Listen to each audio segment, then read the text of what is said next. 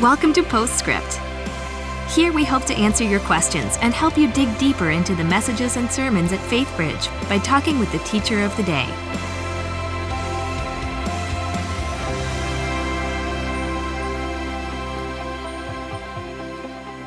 Well, welcome everyone to a little special kind of a revival of Postscript. And we're doing this because the topic that you taught on today is a pretty big one. It's a pretty hefty one. And like you said as well, a lot of people can relate to it because a lot of people are confronted with worry, with anxiety and things of that nature. And when you're talking about a topic like this, obviously there is so many things to unpack, which is why you wanted to do this so that we can even talk a little bit more about some other sides to anxiety and solutions or whatnot and that sort of deal. But when it comes to your message, you mentioned taking advantage of two things.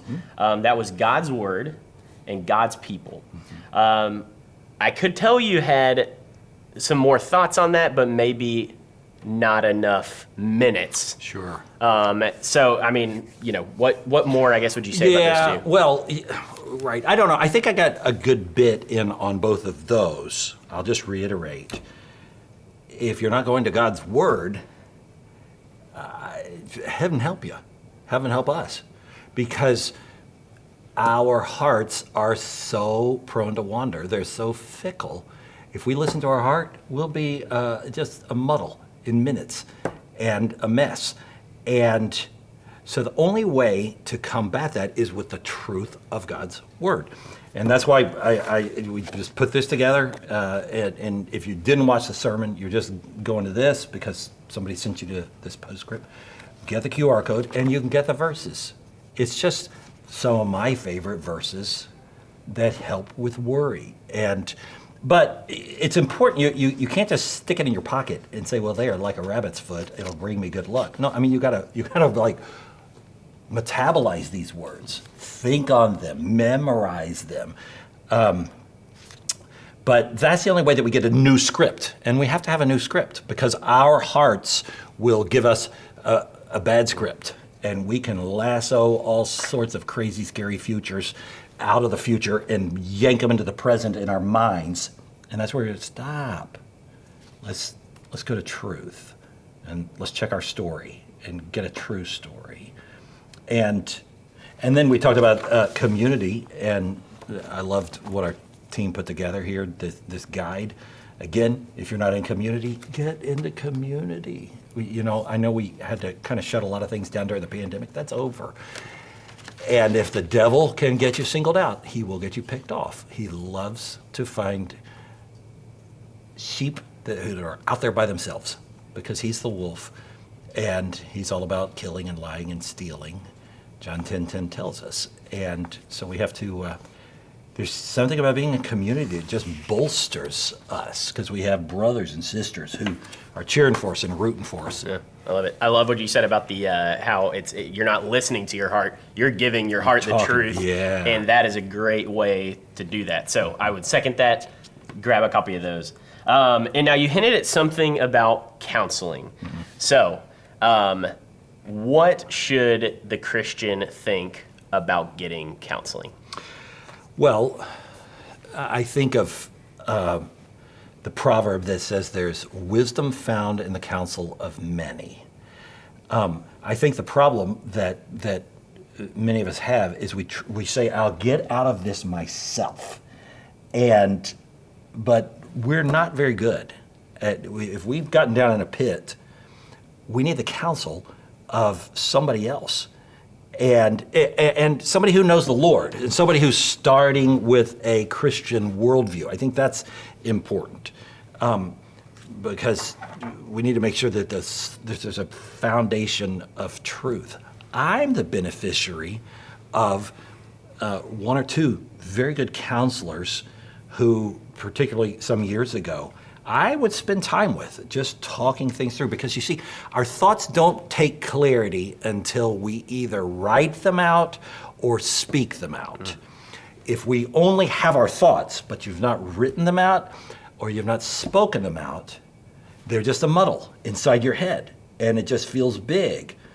But And that's why I mentioned when we were talking about the tools, the importance of the devotional life. And personally, I love using the prayer journal. And I write out my prayers to the Lord because my thoughts come clear when I write. But like I said, there's seasons that I've benefited from going and talking to a counselor and just going for a series of 4 or 6 or 8 or 10 weeks. Just I've got to dig in here and figure out what's going on and pull it out and look at it and deal with it and think it out, and like we were talking about, like Jesus was talking about. And we have a number of Christian counselors who fellowship here at FaithBridge. We've got a list of counselors that we recommend and we distribute. So if you're like, I think I need to do that, why don't you reach out? You can reach out to my assistant, Janice, and we can get you that list. And sometimes people ask, do you have one on the staff? Presently, we do not have a counselor on the staff. Now, let me say this. We do have several very good caregivers. Janice, who I mentioned, is one. She's fantastic and has a lot of godly, biblical wisdom, particularly when talking with ladies. And then we have George Watson, who is particularly good if dealing with men or with couples. We don't do ongoing counseling. So what they would do is more of a, let's do a one-shot deal, maybe 2, and figure out where's the right place to get you. And let's get you there with that specialist. Yeah, love that. And there may even be some who are watching right now who you're like me, and journaling isn't my first go-to. Like that's not something that I'm typically like sitting down and doing that and that sort of deal. And then you're like, oh, and then I'm trying to do devotionals and I'm trying to keep a prayer journal. Duffy a few weeks ago talked about the SOAP devotional. Yep. That has been Love it. massive for me, and being able to even the prayers at the end of that, that being the P in SOAP, and being able to write those down has been a great way to combine that. But yeah, incredibly important. And then, okay, talk about medicine. Yeah, what should Christians think, about medications that can help with anxiety? Well, okay, so several thoughts, 2 or 3 or 4 about this. Number 1, we live in the most fortunate of times. Why? Because we get to enjoy the benefits of modern science, modern medicine that people 102 and more ago, they didn't. And so there is, now I'm not a doctor. Well, I am a doctor, but of ministry, not the kind that can help anybody. So let me say this. I'm speaking as a layperson medically, but there's a category of medicines called SSRI medications, serotonin inhibitor, reuptake inhibitors. And people say, well, I don't want to take medicine because I don't want to be depending on something that's going to be juicing my system and I want to depend on God. Well, first of all, we'll talk about that in a minute, but let's talk about what is an SSRI medication like Prozac or Lexapro or Zoloft? What are those doing? Okay. Remember how I was talking about the amygdala? Your amygdala is like, "Argh!"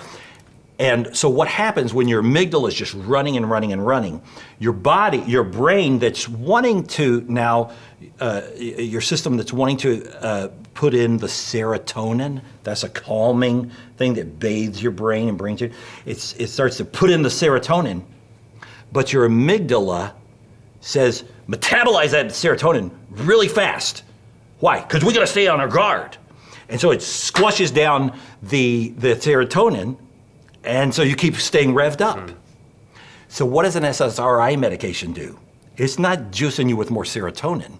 As I understand it, what it's doing is it's blocking the blocker. So when your blocker's saying, put down that serotonin, the SSRI says, no, the serotonin needs to be released. Let your body release the serotonin that brings your brain down. And so it's a fabulous, I mean, just that they could figure that out. Now, I know sometimes people say, Well, I don't want to take because I'm a person of faith and God will heal me. Okay, I'm going to check your logic on that. I have a friend who has high cholesterol. And so his doctor said, I'm going to give you 2 months. I need you to go on diet. I need you to lose weight and start, rigorous exercise daily and all of this. And let's see if you can't bring it down. And if you can't, I'm going to prescribe for you a statin drug. That's like Lipitor. And he says, I don't want to take it. So what are you doing? I said, I'm exercising. Okay, well, great. But you know what the problem is? He exercised, he lost weight, he's fit, he's in shape. Cholesterol did come down, but not enough. He just has genetic issues. The cholesterol stays high.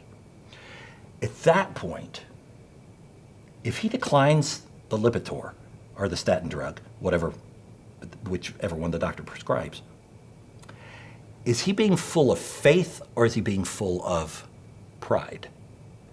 I would say you don't have a faith problem. You have a pride problem.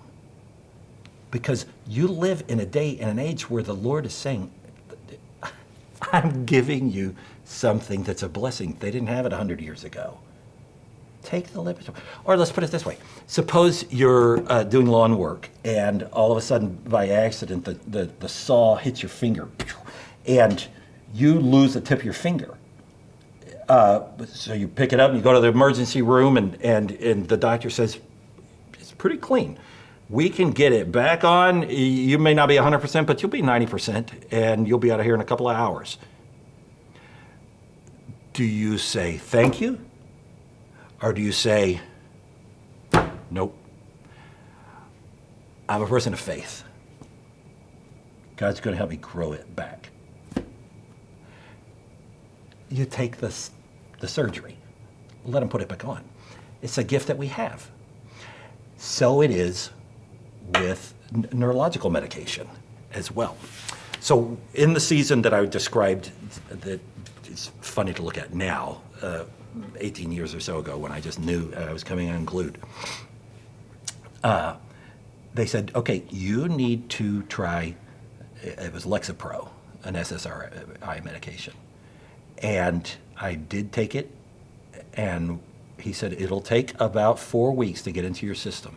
But I think you're going to wake up one morning not crying. I think you're going to wake up not afraid that you're going to die and the church is going to fall apart and your son, all the stuff.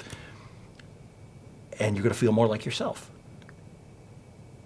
And sure enough, about a month later, one day I'm going along, I'm talking to Suzanne, I'm like, do you realize I haven't talked about dying in the last 24 hours?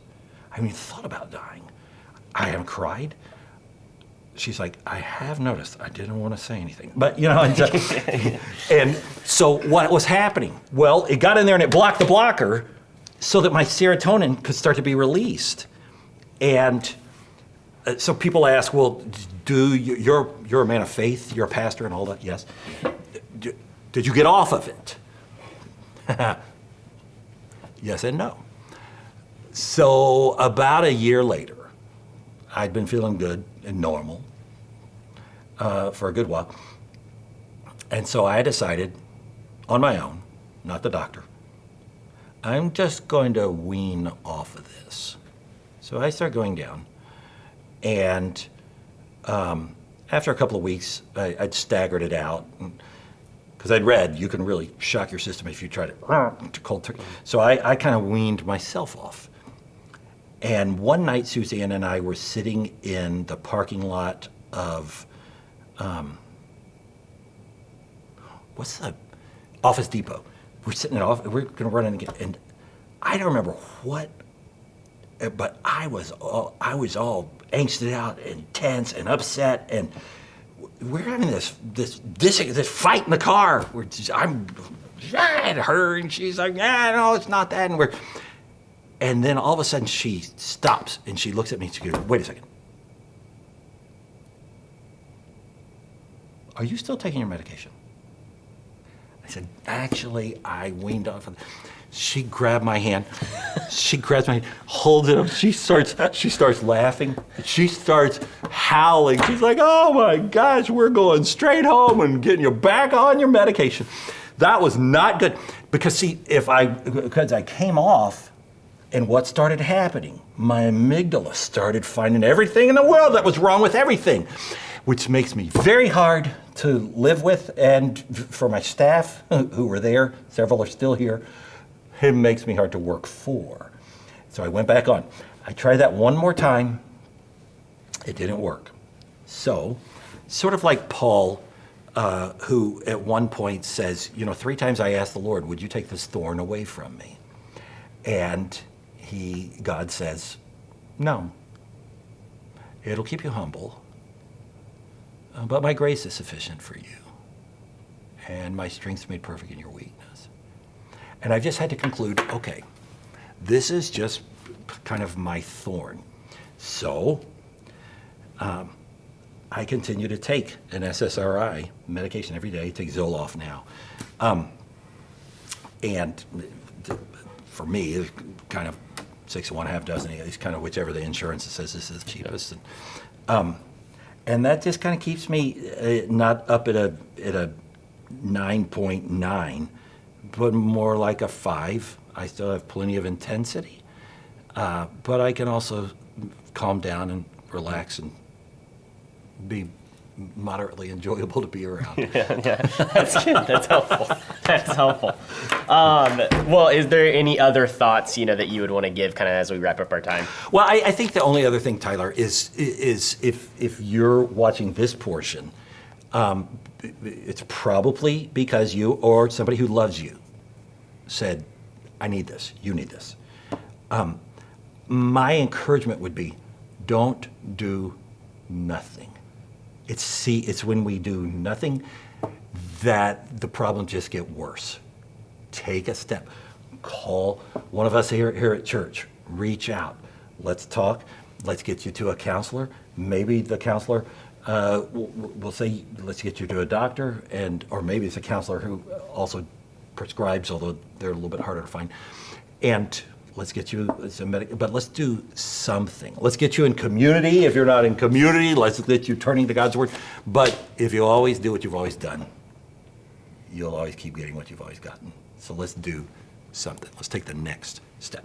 That's good. I love it. Well, thanks for sitting down and spending some more time on it. And it was a great back to school Sunday here at Faith Bridge today. Thanks to everybody who was here in person and watched online as well. You can join us next week at either 9 a.m., 11 a.m., or as always on Faith Bridge Live at faithbridge.org/live. But until then, we'll see you all. Have a great week.